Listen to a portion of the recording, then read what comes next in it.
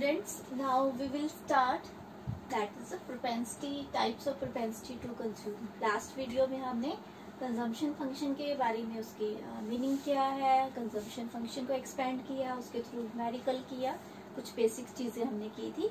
अब हम करेंगे कि जो प्रोपेंसिटी टू कंज्यूम है इसके टू टाइप्स होते हैं. फर्स्ट मैंने लिखा है एमपीसी. एमपीसी का फुल फॉर्म है marginal propensity to consume and APC is average propensity to consume. तो मैं दोनों के बारे में आपको बताऊंगी. मार्जिनल प्रोपेंसिटी टू कंज्यूम होता है this is change in C divided by change in Y. अगर आपको याद हो तो जब हमने कंजम्पशन फंक्शन किया था तो मैंने एक इक्वेशन लिखी थी. वहां पे मैंने लिखा था C capital C is equal to C bar plus B वाई. तो जो वो B था उस दैट इज अ स्लोप, वो भी यही था. तो एमपीसी क्या होता है, this is a B slope of a consumption function.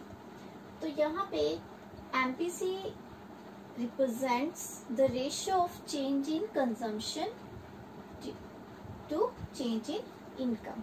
तो इकोनॉमी में कंजम्पशन में क्या चेंज आया due to change in income. जब इकोनॉमी की इनकम 100 करोड़ से 200 करोड़ हुई तो कितनी चेंज हो गई, 100 का चेंज आया. तो उससे कंजम्पशन जो थी उसमें कितना अमाउंट चेंज आया, तो वो हमें एमपीसी बताता है and this is a slope of consumption function.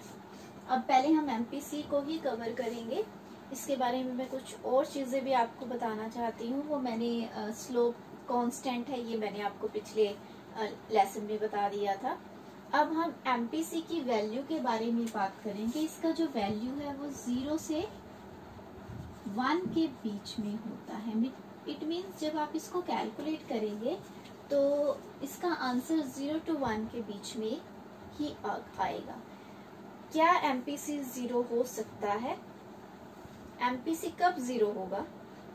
अगर इनकम बढ़ गई है लेकिन कंजम्पशन में कोई चेंज नहीं आया. इनकम 100 से 200 करोड़ होगी, 100 crore to 200 crore, changes of only 100 crore, but there is no change in C. It means 0. No change means 0. तो 0 divided by some positive number, answer is 0. तो यहाँ पर एमपीसी 0 कब होगा? अगर इकोनॉमी में कंजम्पशन में कोई चेंज नहीं आता है, पर ऐसा जनरली नहीं होता है. और अगर इकोनॉमी के अंदर जितना इनकम में इंक्रीज हुआ है सेम अमाउंट में कंजम्पशन में भी चेंज आया है, तो उस समय पे अगर ये भी 100 करोड़ इंक्रीज हुई है इकोनॉमी की इनकम और कंजम्पशन भी 100 करोड़ ही हो गया, तो 100 करोड़ डिवाइडेड बाय 101, तो उस समय एमपीसी का वैल्यू जो है वो मैक्सिमम 1 होगा. तो यहाँ से हमें ये क्लैरिटी होगी मिनिमम 0 हो सकता होता है और मैक्सिमम 1 होता है, पर एक्चुअल में ऐसा नहीं होता है. इसकी वैल्यू जो रेंज है वो 0 to 1 के बीच में होती है. क्योंकि इकोनॉमी में कभी ऐसा नहीं होता कि टोटल जितना भी इंक्रीज इनकम में है, चेंज इनकम में है, उतना ही कंजम्पशन में होगा या नहीं होगा. वो समहाउ उससे कम होता है, लेकिन होता जरूर है. तो ये हमारे एमपीसी के जो हैं कुछ पॉइंट्स हैं जो हमें पता होने चाहिए.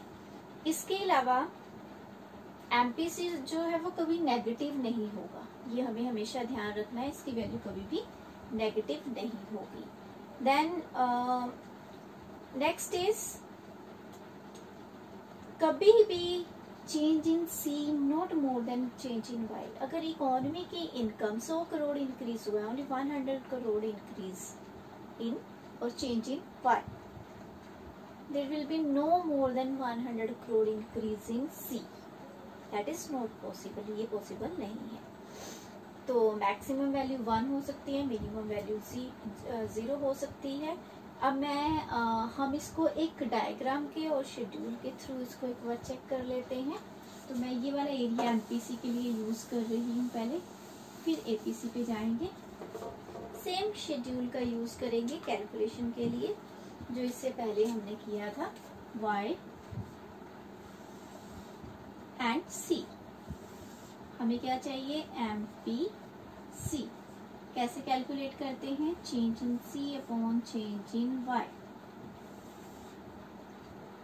0, 100, then 200, then 300, 400, 500 and 600.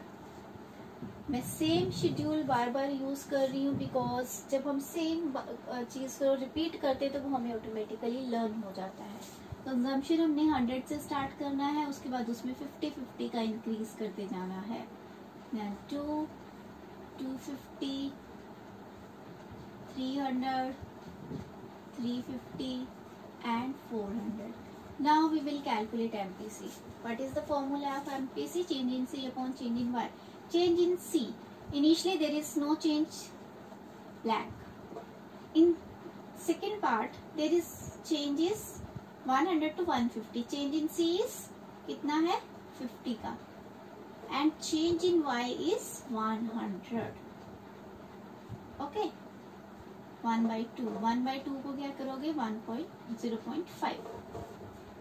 Again this level 200 to 150 में अगेन 50 का ही चेंज है और यहाँ पे 100 का ही है, तो अगेन 0.5.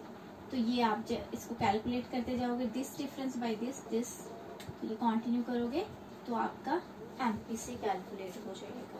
अब हम इसको एक डायग्राम के थ्रू भी कैलकुलेट करके देखते हैं कि क्या वो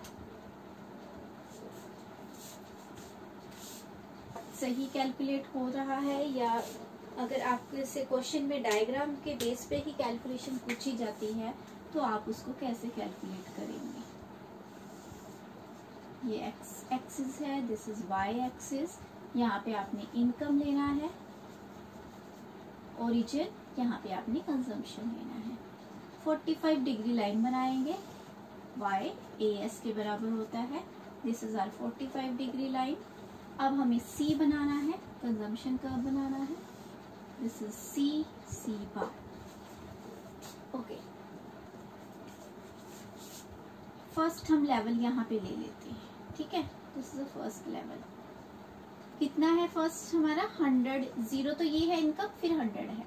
तो जब ये 100 है तो सी कितना है यहाँ पे, सी इज 150। ये सी कर्व है, ये यहाँ पे 100 थी मिनिमम लेवल, जब इनकम 100 थी तो इनकम हमारा सी बार 100 था, मिनिमम कंजम्पशन ऑटोनॉमस। तो जब इनकम 100 हो गई, इतना बढ़ गई इनकम 0 से 100, तो कंजम्पशन कितनी बढ़ी 100 से 150। तो इस पॉइंट पे ए पे मुझे एमपीसी का वैल्यू कैलकुलेट करना है। तो this change and this change, ये दो यूज होंगे। पहला क्या लेना है हमने, change in C. Change in C is 50 and second change in Y is 100। तो यहाँ पे क्या आएगा 50/100, तो कितना आ गया हमारा 0.5। तो ऐसे ही अगर आप इस लेवल पे चेक करते हैं, यहाँ पे अगर 200 इनकम हो गई है तो उसके बाद ये भी 200 हो गया है, तो क्या हो जाएगा, दोनों इक्वल हो जाएंगे। वो पॉइंट हमारा ये वाला आ जाएगा यहाँ पे, क्योंकि जहाँ पे इनकम एंड कंजम्पशन इक्वेट हो रही हैं। तो यहाँ पर एमपीसी जो है क्या आ जाएगा, सॉरी हमें चेंज लेना है 200 लेवल पे। तो कितना चेंज आया, 100 का चेंज आया और 50 का चेंज आया, अगेन 50/100, तो ये भी 0.5 आ गया। हमने इस चेंज को लेते जाना है और डिवाइड करते जाना है, change in C upon change in Y, तो आपका एमपीसी जो है वो कैलकुलेट होता जाएगा। तो होपफुली आपको ये क्लियर हो गया होगा। अब हम करते हैं साथ में एपीसी के बारे में। नेक्स्ट हमारी टाइप थी APC, average propensity to consume. First of all what is average propensity to consume, ये डिस्कस कर लेते हैं। एवरेज प्रोपेंसिटी टू कंज्यूम क्या होता है, APC is equal to C upon Y. C is the total consumption, Y is the total income of an economy. So this is the ratio of total consumption to total income.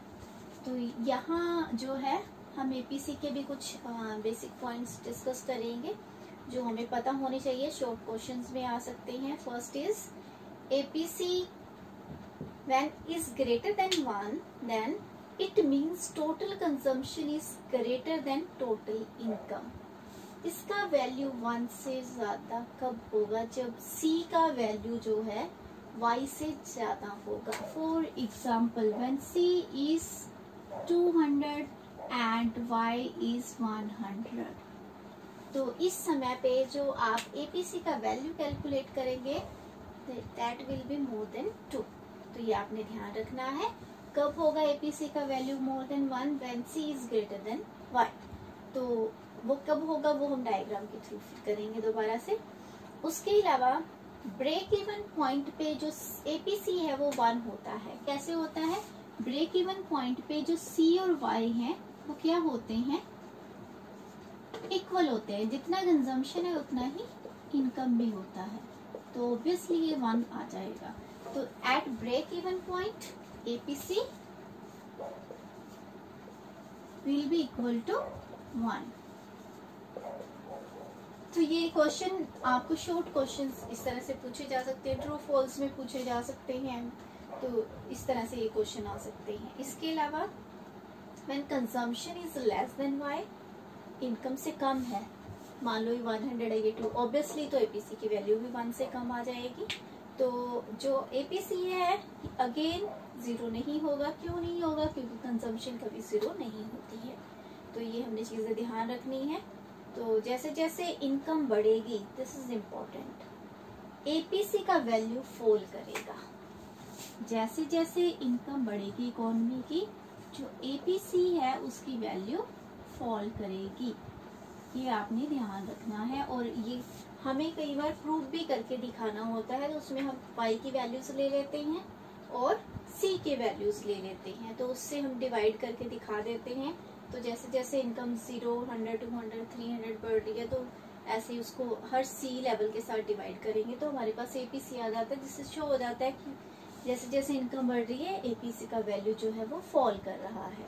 तो इसको हम थोड़ा सा diagram के साथ और clarify करते हैं हमें, ताकि अच्छे से समझ आ जाए।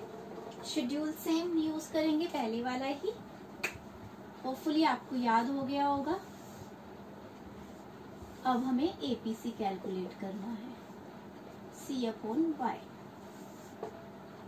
0, 100, 200, 3, 4, मैं अभी इन तक चल रही हूँ। Then 100, 150, 200, 250 and 300। Okay, APC calculate करना है C/Y। ओके, तो ये आपका 100 डिवाइडेड बाई 0, ये ब्लैंक छोड़ दीजिए। नेक्स्ट 150/100, तो ये कितना आ गया? 1.5। देन नेक्स्ट क्या वैल्यू है हमारी? 200 डिवाइडेड बाई 200, ये 1 आ गया। फिर 250 डिवाइडेड बाई 300, ये कितना आ गया? 65। दिस इज मोर देन 1, ये मोर देन 1 है हमारा। फिर ऐसे ही आगे करोगे तो आप इससे जो है सॉरी लेस देन 1 है, तो इससे हमें क्या पता चल रहा है कि जैसे जैसे इनकम का लेवल बढ़ रहा है APC की वैल्यू जो है वो फॉल कर रही है। ये बढ़ रही है और ये फॉल कर रही है। 1.5 से 1 हुआ, फिर लेस देन 1 पे आ गया। तो ये शो करता है कि आप कैसे बता सकते हो कि इकोनॉमी में इनकम बढ़ने पे APC फॉल करता है। तो इस तरह से हम इसको दिखा सकते हैं। अब अगर डायग्राम में कैलकुलेट करना है तो क्या करेंगे? X एक्सिस पे इनकम लेना है और Y एक्सिस पे कंजम्पशन लेना है। Again 45 degree line, Y is equal to AS, this is 45 degree line and this is C, C dash. अब for example this is 100, at 100 150, तो A पॉइंट पे APC का वैल्यू कैलकुलेट करना है। तो A पॉइंट पे C का value कितना है और Y का वैल्यू कितना है, इन दोनों को डिवाइड करेंगे, आ जाएगा। And this is a break even point where Y and C both are equal. तो इस B पॉइंट पे C और Y जो है दोनों इक्वल हैं, 200 200। तो आपका APC यहाँ क्या आ गया? 1 आ गया। अब एक चीज मैं आपको बता रही हूँ, बिफोर बी, इस तरफ को, C is greater than Y.